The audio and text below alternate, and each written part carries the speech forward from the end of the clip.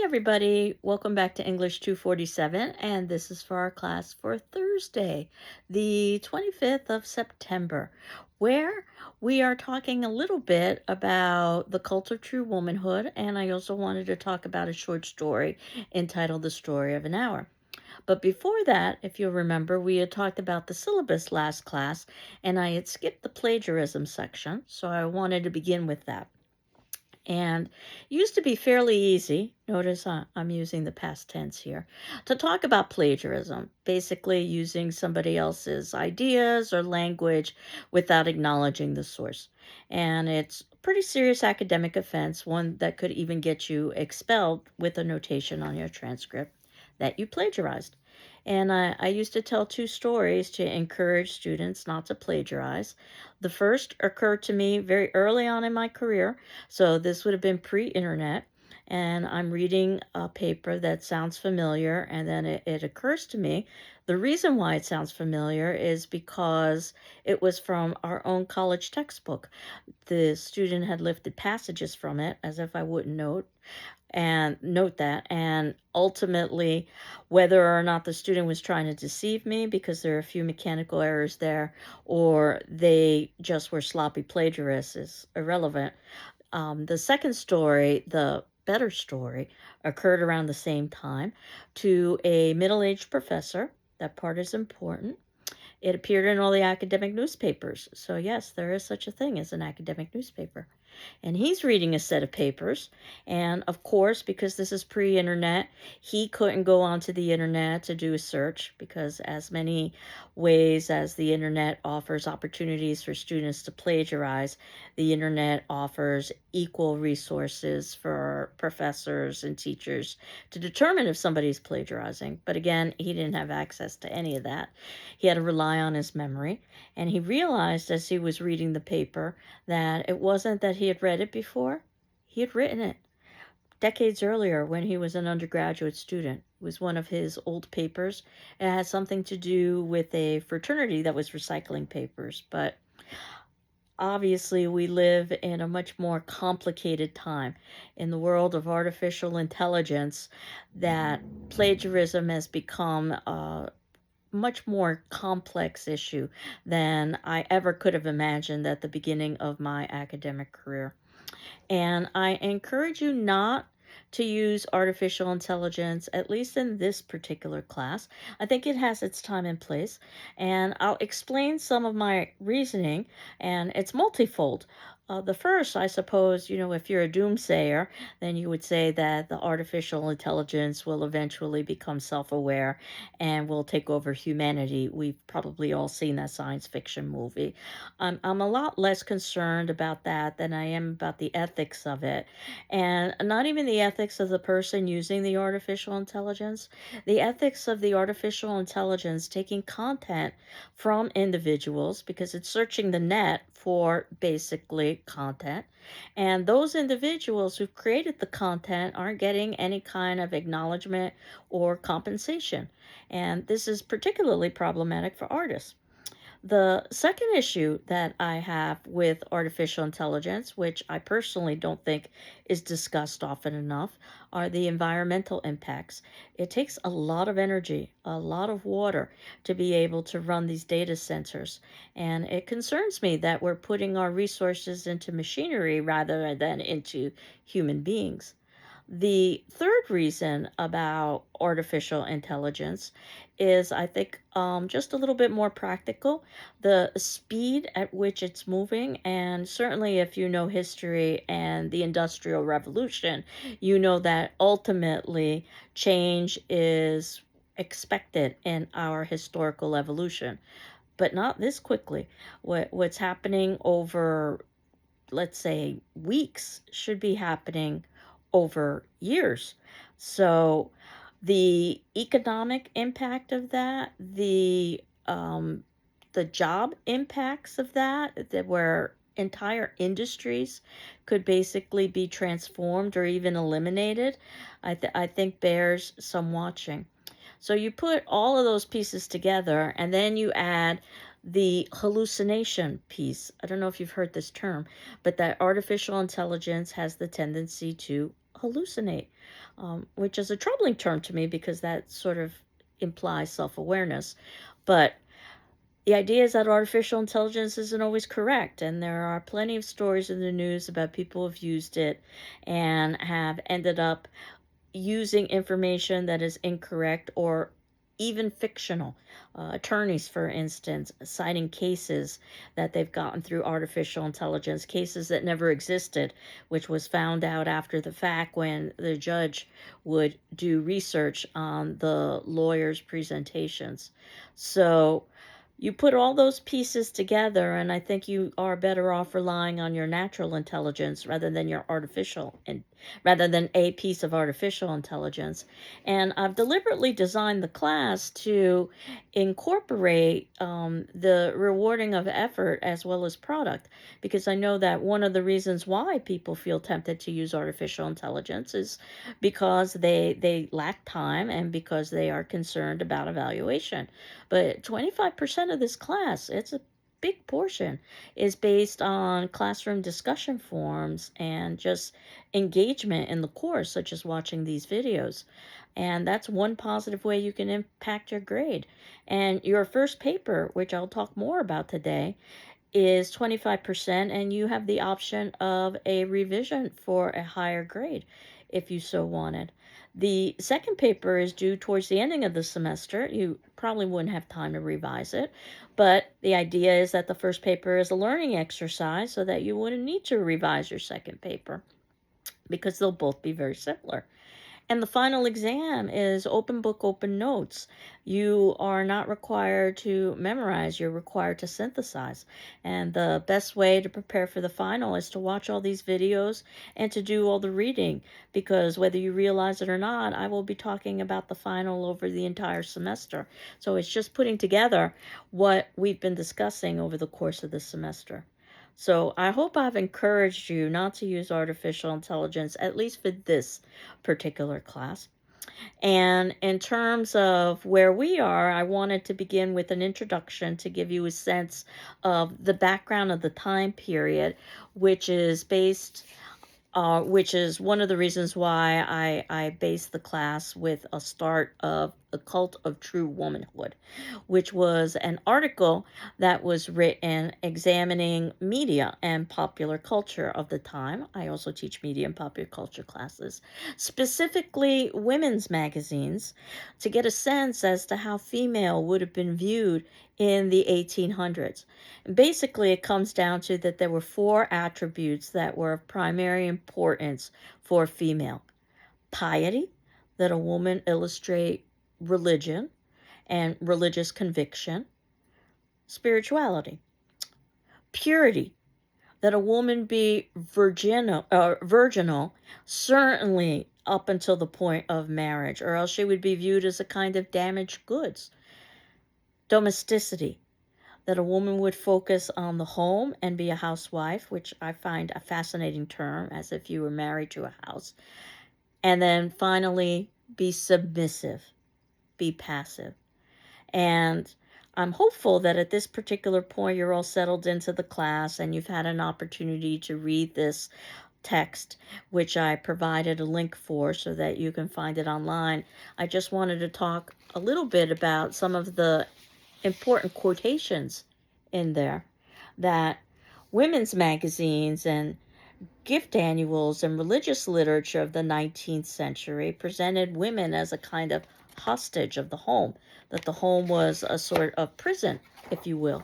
And I think that the texts that we're going to be reading over the course of the semester illustrate that religion was the core of a woman's virtue. This was the source of her strength. It was thought that she needed to serve as a kind of balancing force to the males in her life who might be tempted into evil.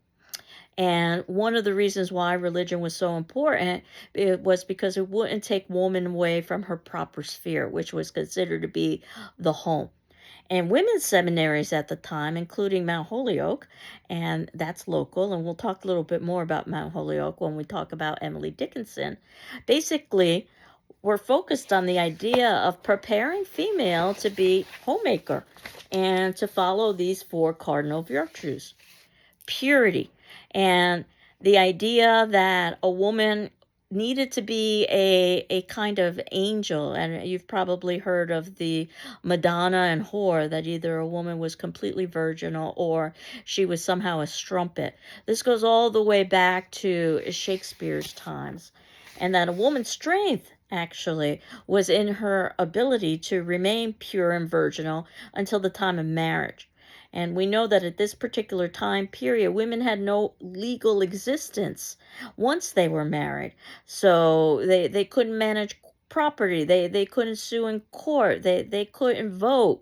So the idea of woman having autonomy or woman having voice would have been unheard of in this time period. And yet we are reading texts that seem to question, if not outright critique, that idea. And that a man might try to assault a woman's virtue, but she demonstrates her superiority and her power over him by being able to resist. And that women could help men, quote, save themselves from themselves. Um, that leads to the idea of the fact that I think female at the time period was very much influenced by not only these magazines that put forth the idea of what females should be, but also the text that questions the idea of what females should be, including something like submissiveness, that the woman was ultimately supposed to obey the male in the relationship, and the relationship should be a heterosexual relationship, and that she was dependent on male for wisdom, for constancy, for firmness, for perseverance, and the way she would repay that is through affection, love, and homemaking. And of course, when you've got authors like Emily Bronte and you've got authors like Kate Chopin questioning this, these authors are going to be seen as dangerous. Even in today's world, we talk about censorship and the idea that books can perhaps lead to questioning of a status quo, and those in power in the status quo wouldn't necessarily want that status quo questioned. It leads to actually one of the, I think, most important quotes in The Cult of True Womanhood, that a girl could be ruined by a book which attacked or seemed to attack her accepted place in society. In fact, this is going to be the impetus for our first paper and our second paper, which I'll talk about shortly. But just to finish up with the Cult of True Womanhood, a wife should occupy herself only with domestic affairs and wait until the husband decided to confide into her those elements of high importance. And that if he was abusive, she should never retort. And this seems very alien to our contemporary time period, but this gives you an idea of just how radical the authors are that we are going to be reading over the semester. I've oftentimes argued that literature is quite progressive, and it oftentimes leads to social and economic and political movements. I think we'll see that to be the case in this particular class. And the idea of spirituality and religion has often been compared to being a kind of sedative, in effect, so that female wouldn't necessarily question the idea that she was not necessarily given the access and the voice that her male counterpart was. Home was supposed to be a cheerful place where basically brothers and husbands and sons could go anywhere in search of a good time, in effect, and that a woman was ultimately a comforter, a nurse, a supporter, in effect. And I think we will see that certainly in the text that we're going to be reading over the semester. The fact that a woman could be dangerously addicted, quote unquote, to novels, according to the literature of the time period, illustrates the kind of anxieties associated with a well-read woman. And when we read something like Incidents in the Life of a Slave Girl, we will basically see how the reason why slaves were forbidden to read and write is because the access to knowledge could give power and voice, which would lead to a questioning of the status quo. If you've ever heard of the Blue Stockings, these were literary educated women who were beginning to question this idea. And talking about stockings, fashion and clothing were used basically to help keep these systems in place. Think about something like the corset, which is quite confining. And in fact, there are reports that women actually broke ribs because they would be so tight. Obviously, it would restrict their movement. And the fainting spells that were so in fashion during the time period were probably related to the idea of some of the restrictive clothing that they needed to wear. It was more than just an affectation. Take something like shoes. High heels are notoriously difficult to walk in. And it was as recently as 9/11, actually, when the World Trade Center was under attack and business people needed to run. It was found that basically the women had a particularly challenging time doing so because they were probably wearing high heels, which is what is considered to be fashionable in an employment situation. That's not to say that the men didn't have challenges as well. They were probably wearing mostly dress shoes. Those are also difficult to run in, but between the two, it would seem that high heels would present more barriers. And this gives you just a little bit of a glimpse of what time or what the world was like during this time period. And in fact, in the next couple of classes, we are also going to be talking about how the world, as much as it's changed, maybe hasn't changed that much. So when we visit this for our paper topics, and this is in our syllabus and other documents folder, and I suggest that you might want to print hard copy everything that's in the syllabus and other documents folder. And I've got your paper topics here just because I wanted you to have them earlier rather than later. Not that your first paper is due anytime soon. Basically, it will be due approximately midway through the semester, but I have rolling deadlines. So the idea behind the rolling deadline is that you can hand in your paper early, and I encourage you to do so. But my hope is that all of you would have submitted in your paper by the midpoint of the semester, because it would be a good idea to have some formal feedback by that point in time. But if you haven't had an opportunity to do so, by that point, you should basically be touching base with me and letting me know what's going on. And I just wanted to read to you the handout that I posted in the syllabus and other documents folder. And yes, I will be revisiting this over the course of the semester. But that paper number 1 and paper number 2, again, paper number 1 due approximately midway through the semester, and paper number 2 towards the ending of the semester, are both going to be critical papers. In other words, you don't need to be consulting outside resources. It should be based on your own understanding and your own learning over the course of the semester. Paper length, approximately 4 to 5 pages, but basically it should be as long as it needs to be in order for you to make a good argument. And you can choose the topic listed or you can write on your own topic. So as you're beginning to do the readings, you can begin to think about possibilities for topics. But if you write on your own topic, you need to have the topic approved by me, and it has to address one of the texts that we are reading in the class. And we'll talk a little bit about some of the conventions for writing a paper, including documenting quotation as the semester progresses. And the syllabus talks a little bit about paper formatting specifications, which I talked about last class. It should be typed in double-spaced 1-inch margins. And again, we'll revisit that as the semester progresses. So my thinking is that the first paper would address one of the earlier readings in the semester. And while we started with The Cult of True Womanhood, that was really background information. It's not really a piece of fiction. We begin our fiction with The Story of an Hour, which we will discuss today. And then we will move to Frankenstein and then finally Persuasion. That puts us about midway through the semester. My thinking is that paper number 2 would deal with one of the later texts in the semester.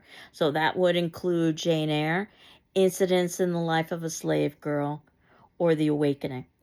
Dickinson's poetry is also an option, which kind of straddles both of those sections, though talking about poetry is a very different kind of paper than talking about a novel. And this is mostly a class of novels or short stories, since we are beginning with the story of an hour. And The Awakening is technically a novella. It's it's not quite as long as a novel, but it is longer than a short story.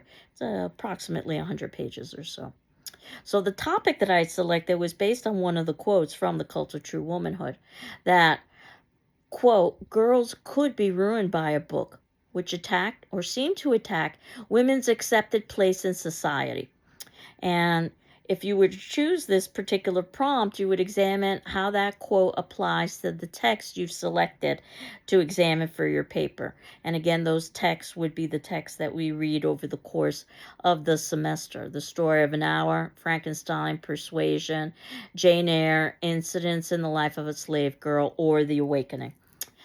But regardless of the topic, whether you choose my topic or a topic of your own, you do want to provide textual evidence and details to support your arguments. And at the bottom of this, I've got a quote that a good question to ask yourself when you're writing a paper or reading someone else's writing is, have I or has the author said this as clearly, concisely, believably, or gracefully as possible? You can see that at the ending of this quote, in parentheses, I've got the author's last name, Biddle, and the page number, 9. And then I close my parentheses, and then I have my ending quote.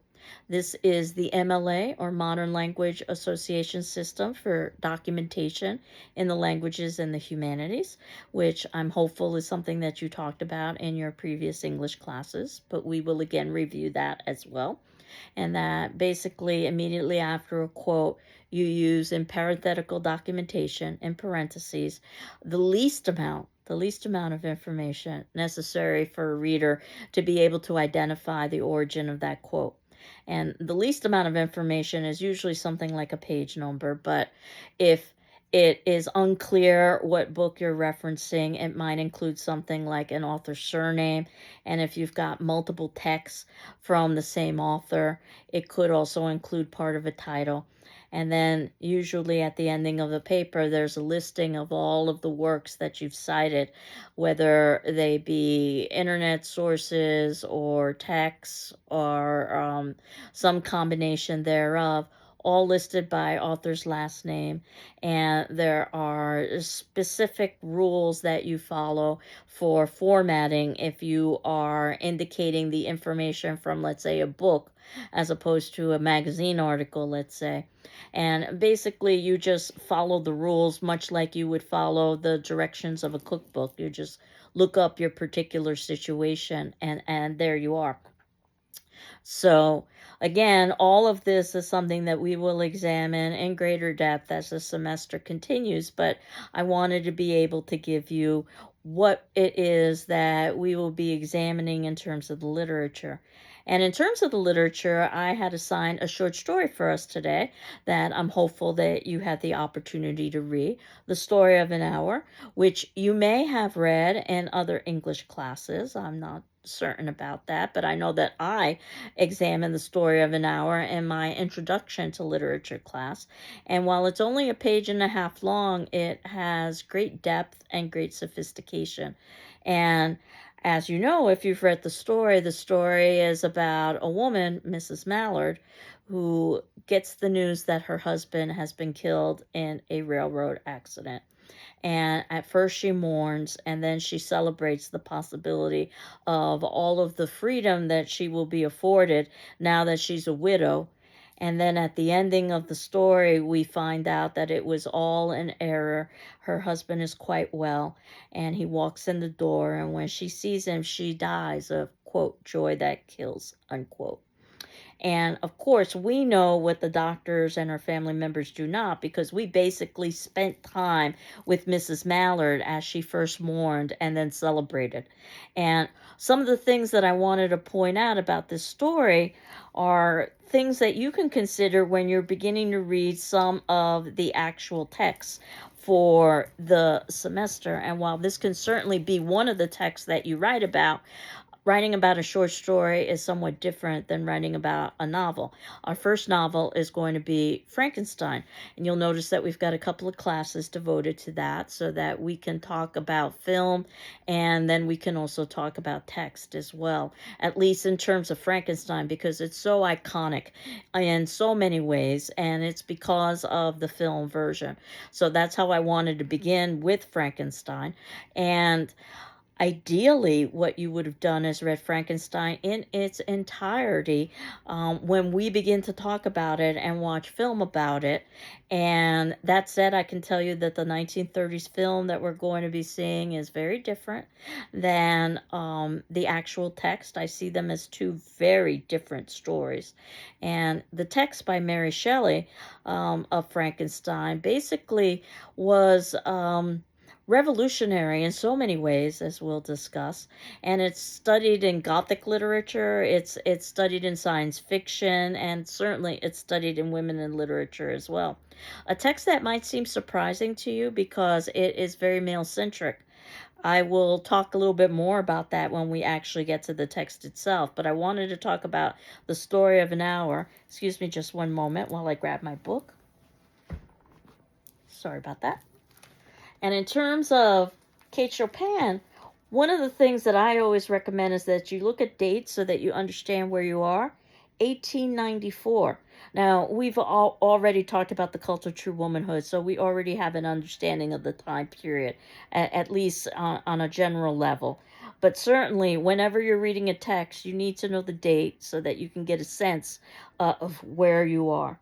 And Kate Chopin, being a female author, writing about a female character, would seem that, and giving us the female perspective, would seem to have a statement about female in this time period, which she does.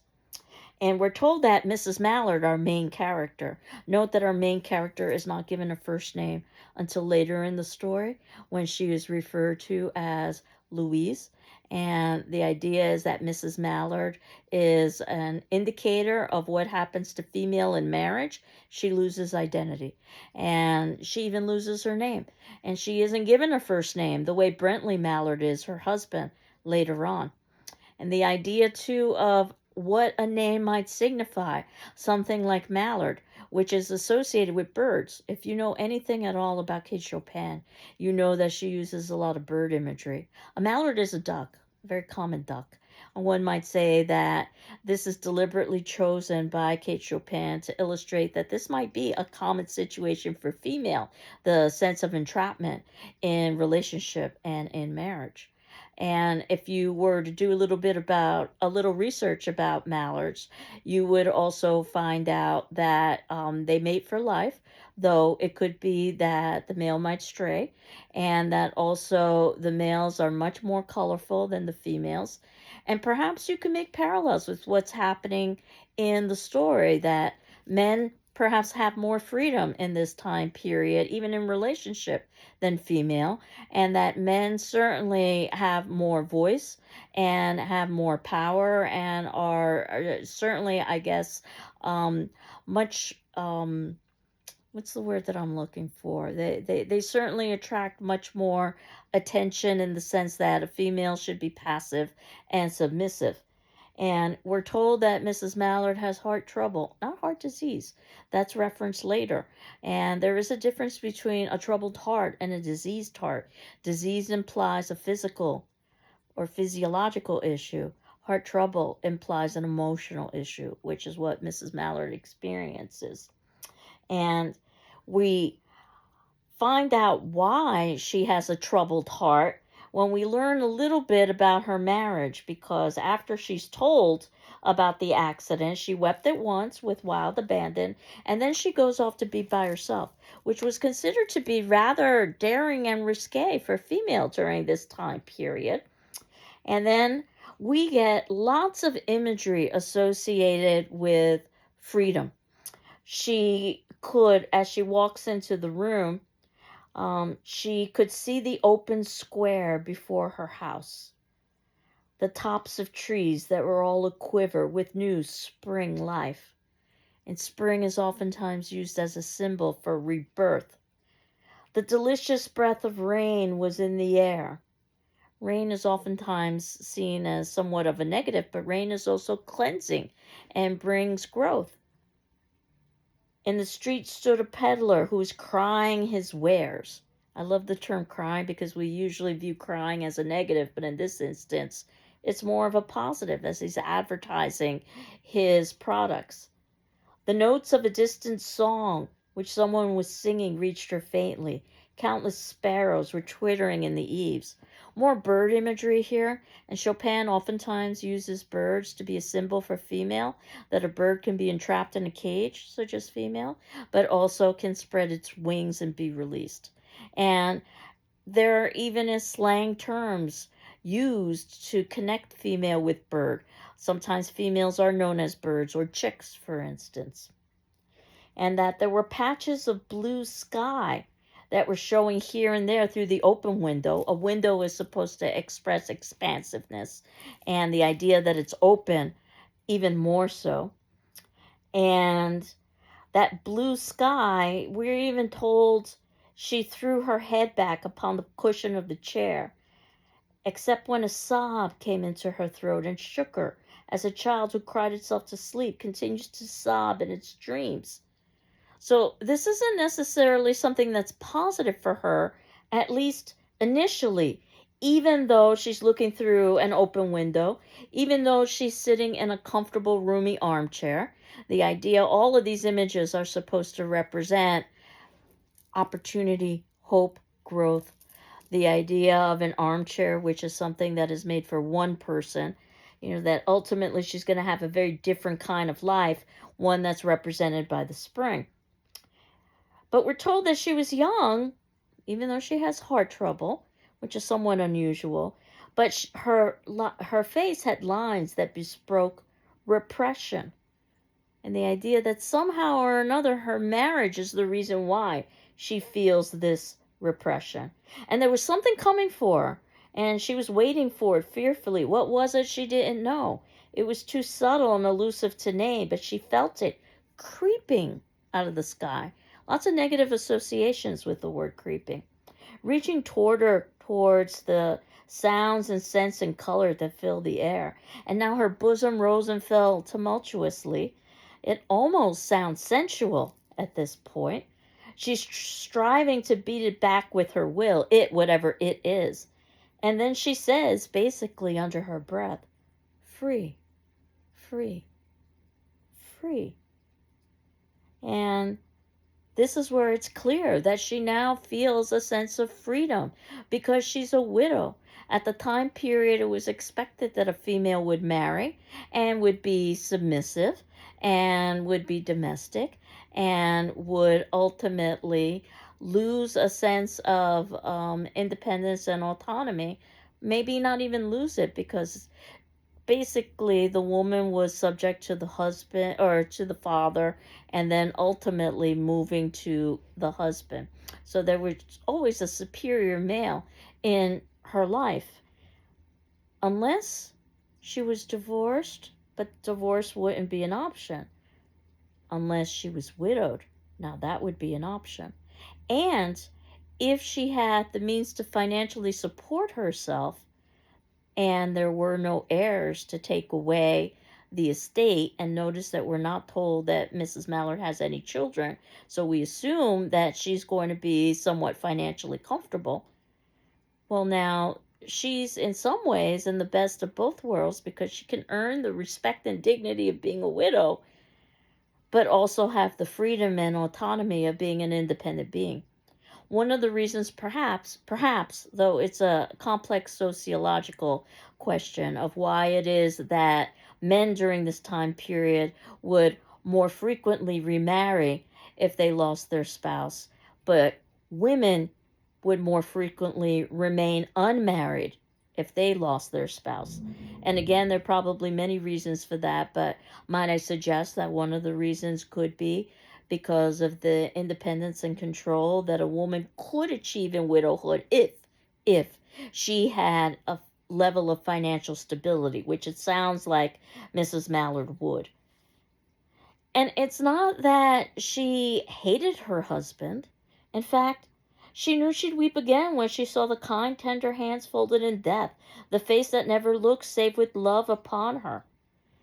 And she talks about his kind, tender hands, so it wasn't that he abused her or misused her. And one of my very favorite lines, and it reads, "There would be no one to live for her during those coming years. She would live for herself. There would be no powerful will bending hers in that blind persistence with which men and women, believe they have a right to impose a private will upon a fellow creature." Now, I'm the one who repeated men and women. There, it wasn't repeated in the original quote because I wanted to illustrate that up until this point, this seems to be a very female centric text. But by including men and women in the idea of relationship, that they have a right to impose a private will upon a fellow creature, it really opens up this text to a lot more than just the repression a female might feel in the institution of marriage, but that the repression that both partners might feel in the institution of marriage. So now this is more than just about gender, it's about marriage itself. And we're told she loved him sometimes. So again, it's qualified here. Often she had not, and what did it matter? There's no ethics here, there's no morals here. She's just enjoying the moment. Then her sister Josephine comes. Notice Josephine has a first name. And Louise and Josephine both have male roots, which I think is important because it illustrates the idea of the association of a female with male, and that ultimately male had dominance in this society. And also, when Josephine gets a first name, we assume, though we don't know because it's not her story, we assume that she's not married, or else she probably would have lost the identity of her first name, just like Mrs. Mallard does. And of course, at this point, Louise, no longer Mrs. Mallard, is thinking about spring days and summer days. Again, these seasons that are associated with rebirth and renewal. And then it turns out that Brentley Mallard walks in, a little travel stain, composedly carrying his grip sack. I've always loved the term grip sack rather than briefcase because the idea of gripping something and holding on to it, I think, is one of the reasons why Mrs. Mallard's face has repression etched into it, and that she has been viewed as a kind of possession. And he wasn't anywhere near the accident. It was just a terrible mistake. And then, of course, they tried to shield him from the view of his wife, and they are unsuccessful. And when the doctors came, they said she died of heart disease. Now it's disease. So the doctors think this is physical, the shock of seeing her husband, and also the happiness of having him return. We know it's much more complex than that. That yes, she might have felt shock, and yes, she might have even felt happiness. After all, she did love him sometimes. But she also felt disappointment because she was beginning to contemplate something that she probably never allowed herself to contemplate prior to this, which was the idea that she could have an independent, autonomous life. And now this has been taken from her. We know this because we were in the room with Mrs. Mallard. None of these characters were. And joy that kills is rather ironic. And one of the reasons why I like doing this story in my introduction to literature class is because it appears in the text that asks questions afterwards that I'm going to pose to you. Do you find Mrs. Mallard a sympathetic character? Some readers think she's callous or selfish, unnatural, even monstrous, because she revels in her newly discovered sense of freedom so soon after her husband's presumed death. Others read her as a victim of her inability to control her own life in a repressive, male dominated society. Is it possible to hold both views simultaneously? Are your views in any way influenced by your being male or female? Does your age affect your perception? I find that to be a fascinating question because our ages are constantly changing. What about your social and economic background? Does your nationality, your race, your religion in any way shape your attitudes? Do you have particular views about the institution of marriage that inform your assessment of Mrs. Mallory's character?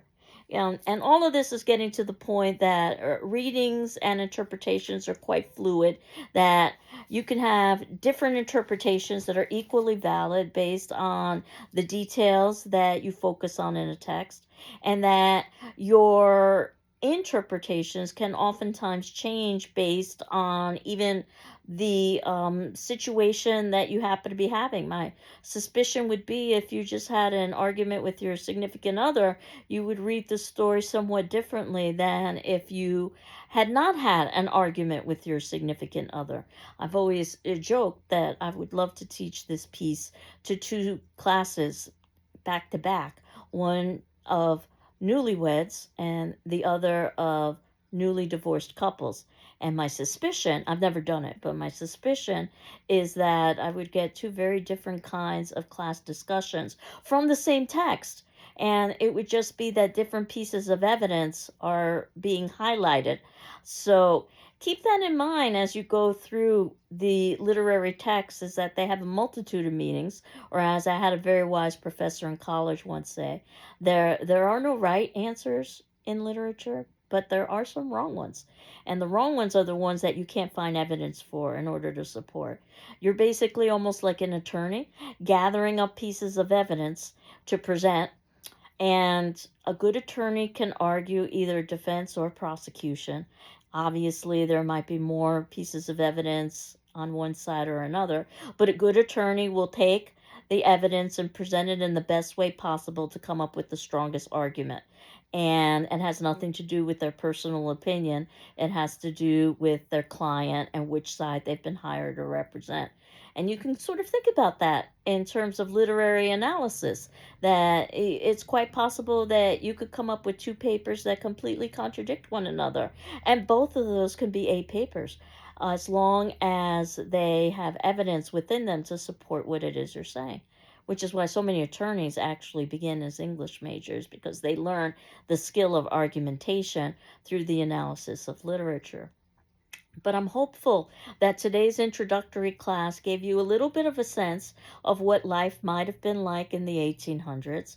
And also, by reading Story of an Hour, you have a bit of experience with Kate Chopin.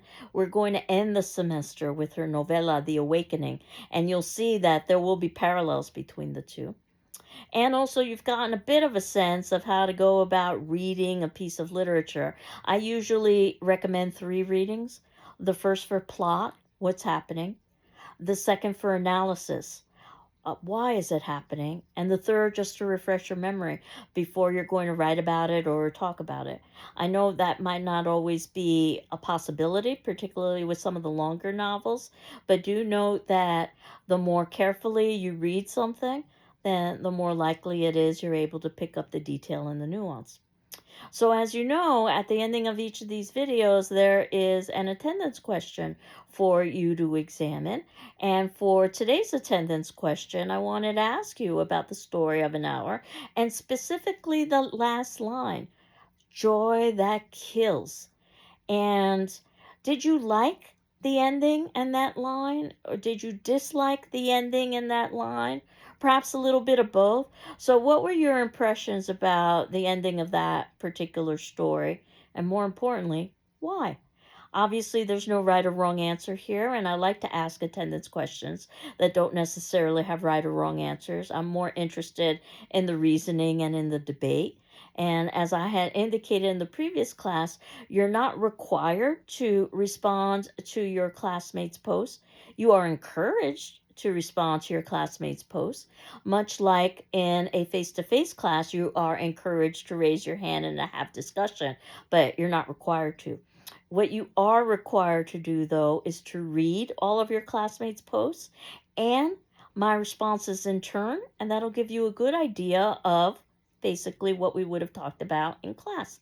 And you've seen that I've responded to all of your responses where you introduced yourself. So I thought I would end today by my introducing myself very briefly.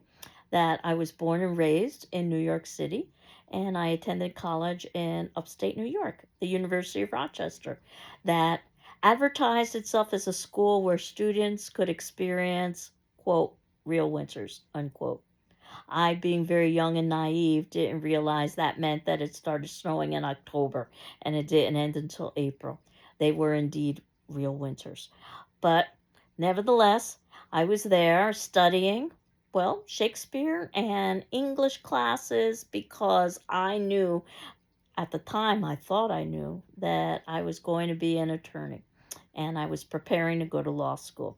And as I read Shakespeare and took all my other English classes, I realized that I really didn't want to be an attorney. I really wanted to talk about literature, specifically Shakespeare and his contemporaries. So that's what I decided to do for graduate school after I was done with my English major and a minor in psychology at the University of Rochester. And I began applying to graduate schools rather than to law schools.